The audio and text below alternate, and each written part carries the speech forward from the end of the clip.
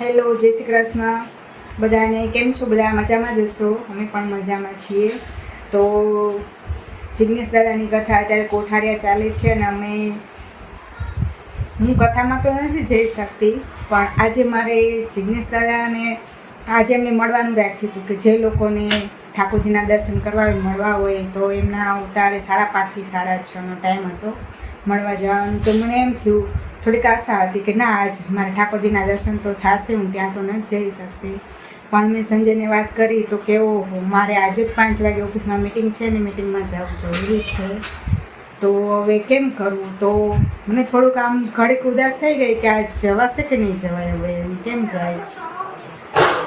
તો ઠાકોરજીની પ્રાર્થના કરી તો ઓફિસમાં એમને મિટિંગ પતી ગઈ તો એ 6:30 આવ્યા. અમે મળવા ગયા. દાદાનો સમય 6:30નો જ હતો. તો રસ્તામાં જતી વખતે પણ એમ થતું હતું કે દર્શન થશે કે નહીં થાય, પણ અમે ટાઈમસર પહોંચી ગયા, એના દર્શન થઈ ગયા. એટલે આજે હું બહુ ખુશ છું. જિગ્નેશ દાદાની કથા મને બહુ સાંભળવી ગમે છે. એમની કથા અમારા ઘરે આવતી જ હોય છે, ચાલુ જ હોય. અમને જઈ શકે ને, પણ ટીવીમાં તો હું સાંભળું જ છું.